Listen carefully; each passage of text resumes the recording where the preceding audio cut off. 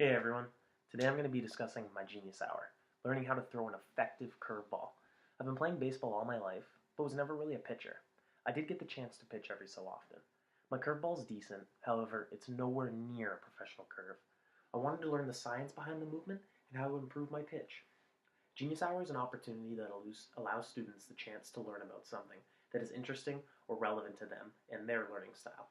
During Genius Hour, students of all levels are empowered to explore their own passions. They engage thoroughly in their learning while engaging in a topic that they enjoy. In this instance, baseball is my passion. It's something that I've always liked to do and that I still engage in daily. The first and most important thing I needed to learn was what exactly the curveball was. The curveball is a type of pitch in baseball thrown with a characteristic grip and a hand movement that imparts spin on the ball, causing it to dive in a downward path as it approaches the plate. The curveball varies from pitcher to pitcher. Players like Clayton Kershaw have a slower, longer curve. And on the mound for the Dodgers, Clayton Kershaw, the best they have. Sandoval, curveball got him looking. Big number 2, Uncle Charlie as they call it. Kershaw working quickly, comes right back. Overhand curveball to strike him out. Slow curveball got him looking.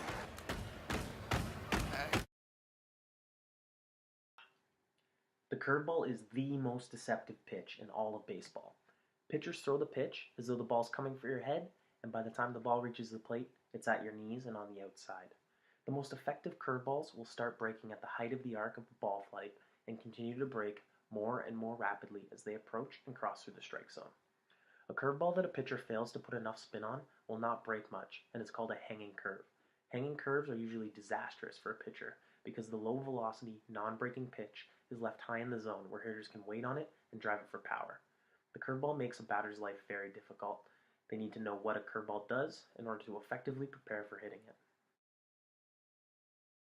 Take a look at just how deceptive the curveball can be. In this next video, Yu Darvish uses speed and power to spin the ball so much that it looks like it's coming up high in the strike zone and drops to the batter's knees in a matter of seconds. From our perspective, there's that slow hook that comes over the inside corner, outside corner. That is strike 3. Darvish with his 7th strikeout. Wow.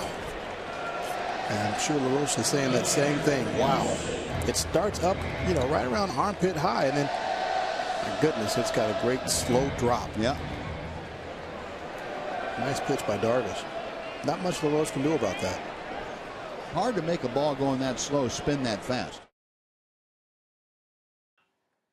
From here, I had to learn how to make the ball move, just like Yu Darvish and Clayton Kershaw, as well as all the other professionals in the MLB. The curveball is gripped much like a cup where drinking glass is held. The pitcher places his middle finger on and parallel to one of the long seams, and the thumb just behind the seam on the opposite side of the ball, such that if you're looking from the top down, the hand should form a C shape with the horseshoe pointing towards the palm, following the contour of the thumb. The index finger is placed alongside the middle finger, and the other 2 fingers are folded in towards the palm with the knuckle of the ring finger touching the leather. Occasionally, some pitchers will flare these 2 fingers out straight away from the ball and keeping them clear of the throwing motion. This solely depends on the pitcher. If we look back at our videos in the previous sequence, both Yu Darvish and Clayton Kershaw are throwing the same pitch. However, one is throwing it harder and generating more spin, causing a different effect on the ball. So if I'm throwing a curveball, I'm doing it the way I first mentioned. My middle finger is on the top seam, my thumb is on the bottom seam, my pointer finger is right next to my middle finger, and my 2 knuckles are bent in towards my palm and touching the leather of the ball. So when I bring it up top, I'm coming and I'm forming this sort of C shape towards my head. And when I get to the top of my motion, I'm snapping the ball down and flipping my wrist, just like this, to put spin on the ball.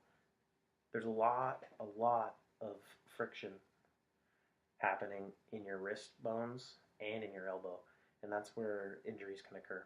But you're coming down and you're snapping it as hard as you can, and that spin on the ball is what's going to make the ball curve. With all pitches, there comes concern.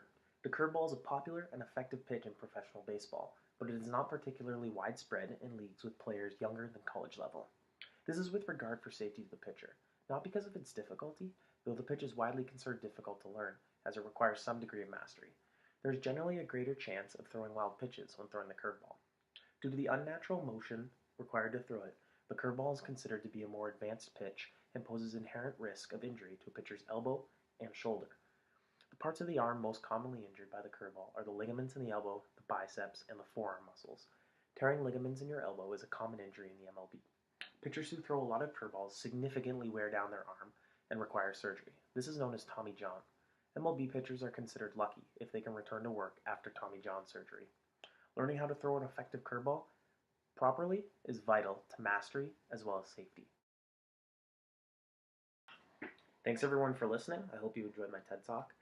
It's something that's interesting to me and something that's engaging. I thought that this Genius Hour was a very useful tool that can be used in our future classrooms because it allows students to thoroughly engage in the topic.